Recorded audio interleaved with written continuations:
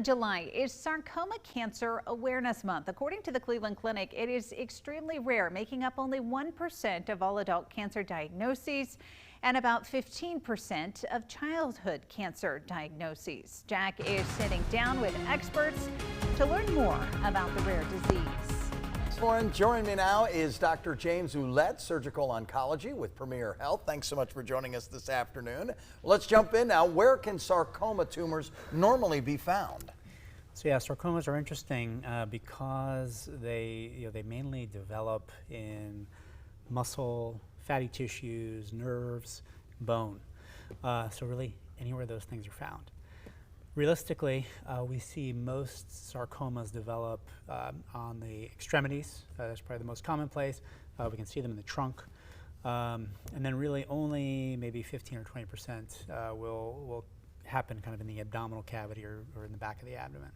So how can most people get diagnosed with sarcoma?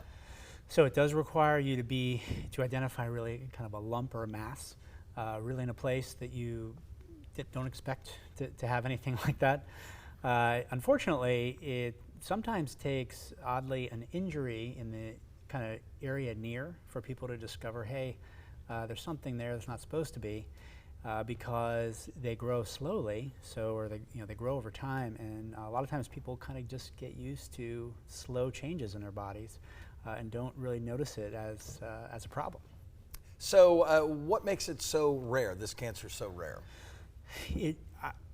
Because of how often we see it is what makes it rare, and there's really only about several thousand sarcomas maybe occur in the country a year, and the problem is there's sometimes people will say 70 to 100 different types of sarcomas, which also is one thing that makes them hard to study and to do research on.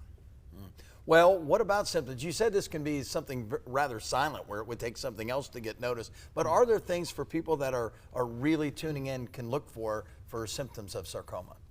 Yes, I think anytime you identify really a lump or a mass, the extremities, again, the most common place to see those is you do want to have that evaluated by at least your primary doctor, if not even a specialist.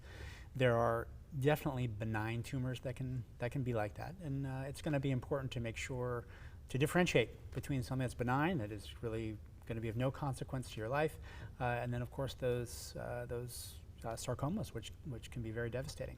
I hear the word rare and I think, well, it still needs to get the attention. So what is being done to find a cure, and does it work that way, where obviously more people affected would get more attention? But yes, there's definitely attention paid to sarcoma because it affects a large group of people. It just is not near as common as things like breast cancer or colon cancer or lung cancer, and so it is important that we pay attention to that.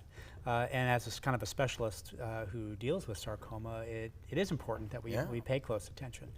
And a lot of the things like surgery and radiation have been not a lot of change in how we manage things as far as those things go in the last several years, but as drugs get developed that can be targeted to very specific mutations that we identify in cancers these days, that's where a lot of the new and nuanced management is coming from.